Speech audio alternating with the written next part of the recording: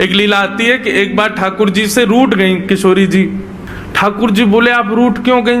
बोले ये नीली नीली मणि आप जो पहन करके आए हो, इसमें एक गोपी का चित्र दिखाई दे रहा है मुझको। ये कौन है?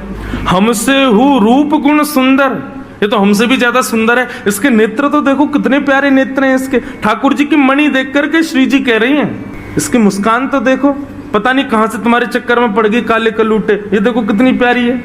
कौन है ये? इसके बारे में मुझे बताओ। मान करके रूठ करके बैठ गई। इतने में ललिता जी आई, किशोरी जी की सखी।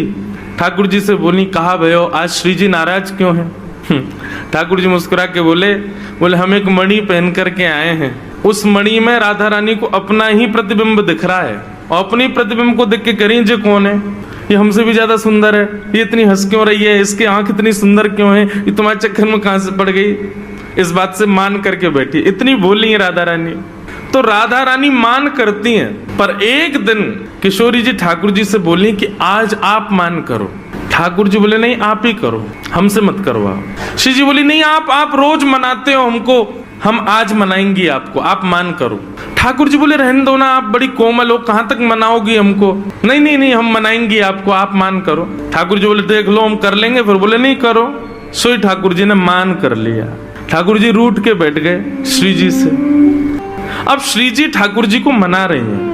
कभी ठाकुर जी की मनपसंद वस्तु बना के लावे, कभी ठाकुर जी का मनपसंद राग गा के सुनावे, कभी ठाकुर जी को नृत्य करके दिखावे, कभी ठाकुर जी के सामने उनका मनपसंद श्रृंगार करके आवे। सब प्रकार से श्री जी ने मनाने का प्रयास किया, लेकिन ठाकुर जी नहीं माने। और मान लीला का ये नियम है कि सूर्यास्त तक मना सको तो मना लो, सूर्यास्त के बाद मान खत्म हो जाएगा। यदि मान में मना लिया तो मनाने वाला जीत जाएगा, और यदि मान सूर्यास्त तक नहीं मना पाए तो इसने मान किया वो जीत जाएगा। कैसा प्रेम है। सूर्यास्त हो गया महाराज, सूर्यास्त होके श्री जी आके बगल में बैठ गए। बोले ठीक है हम हार गए, अब मान छोड़ दो। लेकिन ठाकुर जी बिना कुछ बोले मान में ही चले गए। श्री जी बोली ये नियम नहीं है, सूर्यास्त के बाद मान खत्म करना होता है, आप तो मान में ही जा रहे हो। ठाकुर जी कुछ नहीं बोले, चले गए नंद भवन।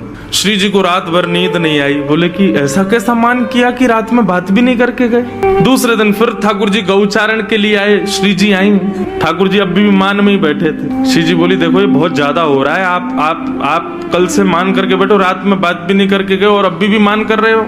फिर श्री जी मनाने लगी, ठाकुर जी फिर नहीं माने, और रात में फिर बिना बात किए चले गए।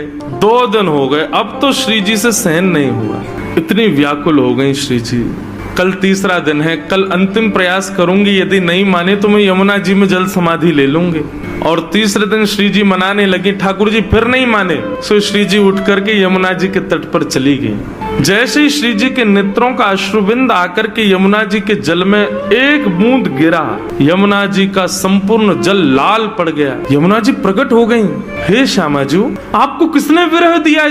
इतनी वेदना आपके हृदय में हो रही है, अभी आपके अश्रुबिंद का ताप इतना था, इतना ताप तो हमारे भैया यमराज नहीं देते किसी को नरक में, जितना ताप में आप हो इस वक्त। आप बताइए तो सही, किसने दिया आपको ये? श्री जी थोड़े भाव में बोली तुम्हारे श्याम सुंदर मान करके बैठे 3 दिन हो गए, रीझ ही नहीं रहे। यमुना जी बोली हाँ श्री जी को श्रम करा रहे हैं, रुको मैं बताऊं इन्हें। तो यमुना जी गई महाराज, और ठाकुर जी जैसी पीताम्बरी, ठाकुर जी जैसा श्रृंगार, ठाकुर जी जैसा मुकुट, ठाकुर जी जैसे बिल्कुल कानों में कुंडल, ठाकुर जी जैसे बिल्कुल डिट्टो कड़ूला, ठाकुर जी जैसी वंशी, ठाकुर जी जैसा श्रृंगार।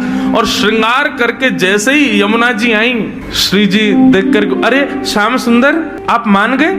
यमुना जी बोली हम श्याम सुंदर नहीं है, हम यमुना जी हैं। अरे आप तो बिल्कुल श्याम सुंदर जैसी लग रही हो, आपकी महक भी बिल्कुल श्याम सुंदर, बोली भी श्याम सुंदर, चाल ढाल सब श्याम सुंदर। बोले यार श्याम सुंदर ने अपने रूप पे, अपनी वाणी पे, अपने कटाक्ष नेत्रन से पूरी गोपीन को कष्ट दे रखो, या श्याम सुंदर को यही के रूप से कष्ट दूंगी मैं।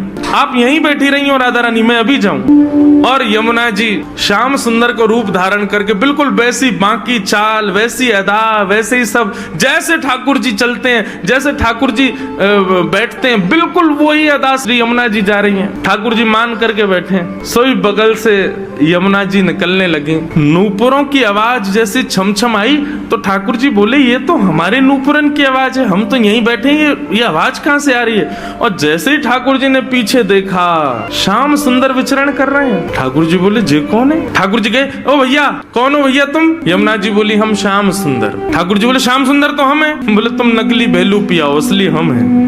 बोले ऐसे कैसे, तुम पे वंशी बजानी आवे, देखो मैं वंशी बजा के दिखाऊं। ठाकुर जी ने वंशी बजाई, उससे बढ़िया यमुना जी ने बजा दी। बोले मेरे पास काली कमली तुम्हारे पास है। यमुना जी ने अपनी काली कमली दिखा दी। सब प्रकार से ठाकुर जी अपनी वस्तु दिखावें और यमुना जी उसको प्रस्तुत करें। बोले अब कैसे सिद्ध हो कि असली श्याम सुंदर कौन है। यमुना जी बोली मैं एक टेर बजाऊंगो, यदि मेरी टेर सुन के राधा रानी बगल में आके खड़ी है गई तो समझो वही असली श्याम सुंदर, जाके बगल में किशोरी जी आके खड़ी हूं। अब ठाकुर जी बोले हम तो मान करके बैठे, हमारे बगल में तो आएंगी नहीं, वो इन्हीं के बगल में आएंगी। जैसे ही टेर बजाई श्री जी आने लगी, ठाकुर जी दौड़ करके गए श्री जी के चरणों में। आप मैं असली श्याम सुंदर मेरे बगल में, मैं कभी मान नहीं करूंगा आज के बाद, आप मेरे बगल में बैठ जाओ, एक बार सिद्ध कर दो। श्री जी बोली कौन कौन कहां से आ जाते हैं नकली नकली लोग, असली श्याम सुंदर तो वो है। श्री जी गई और श्री यमुना जी के बगल में जाके खड़ी हो गई। अब तो सब गोपियां उन्हीं के चंवर डुरावे, उन्हीं पे इत्र छिड़कावे, उन्हीं पे गुलाब जल अर्पित करें, सिंहासन पे उन्हीं को बैठावे, उन्हीं को भोग लगावे और दूर करे श्याम सुंदर रो में। बोले मैं हूं असली श्याम सुंदर, जे कहां से नकली आ गए हो। जैसे ही श्याम सुंदर